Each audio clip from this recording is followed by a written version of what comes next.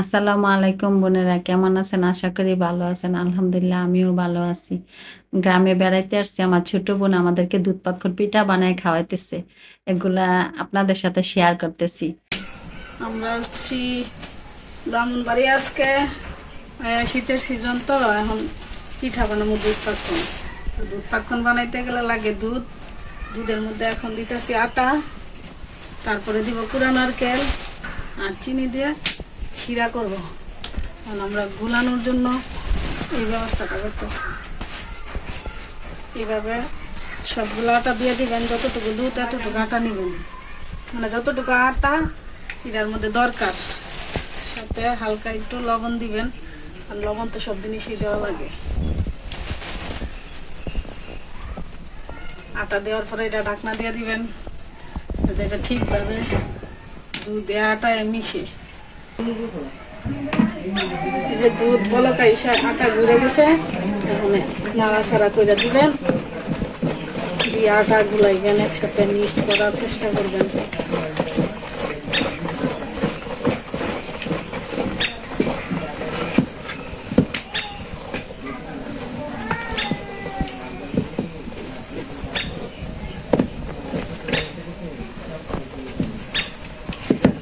এখন দুধে আর আটায় মিশানোর পর আমরা নিচে নামাই নিব।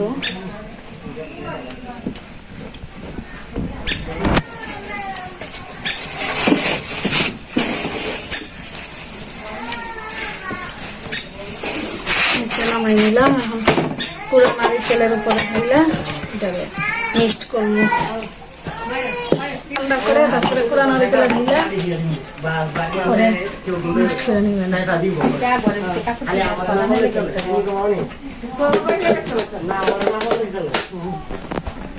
এইভাবে সবাই যাইতে যাইতে একটু মইতা লইবেন, যাতে রুটি বানানো যায়।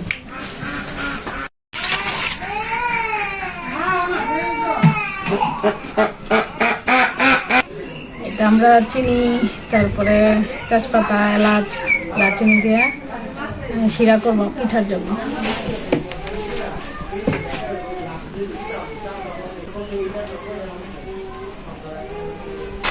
নাড়তে নাড়তে এটা চালু করে নেবেন, চাল করার পরে শিরাটা উঠায় রাখবেন ঠান্ডা করার জন্য।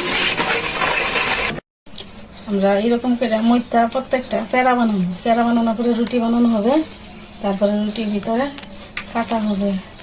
স্টিলের গ্লাস দিয়ে কাটলে ওই গোল গোল সেই পাশে তো দেখতে সুন্দর লাগে, তারপর নকশা করা হয়। তেল দিয়ে আগে পিঠাটা একটু ভালো করে দিয়ে নিবেন। এখন এটা কাটা হবে।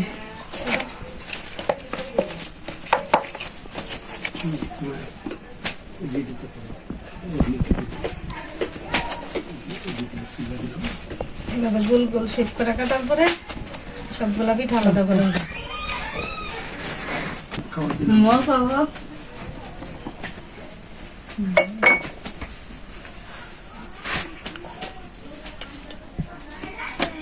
তারপরে সুই দিয়া পিঠা ফুল করবো। প্রত্যেকটা পিঠা এরকম সুই দিয়া নকশা করে নিব, তারপরে তেলে দিয়া ভাজবো। অনেকগুলো করা হয়েছে, আরো বাকি রয়েছে অনেক।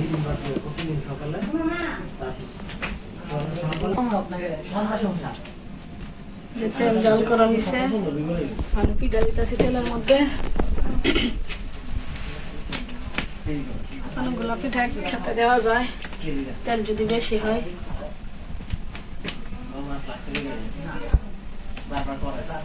চতুর্দিকে ঘুরাই ঘুরাই তেল দিবেন।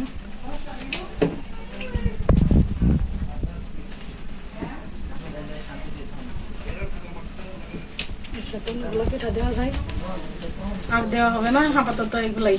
পরে আবার এই পিঠ উপিট করে দিব, যাতে ভাজা ঠিকভাবে হয় আর কি। তারপরে এই শিরাতে ডালবো, ডালার পরে পিঠা হয়ে গেছে আমাদের দুধ পাক্ষন পিঠা।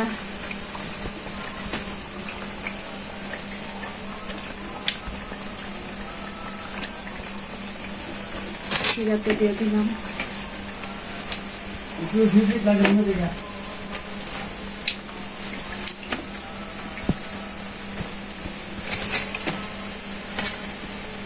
এটা অনেক স্বাদ হয়েছিল। তো আপনারা এখন ভালো থাকবেন, সুস্থ থাকবেন, আমার ভিডিওগুলো বেশি বেশি দেখবেন, লাইক করবেন, শেয়ার করবেন, কমেন্ট করে জানাবেন। আল্লাহ হাফেজ।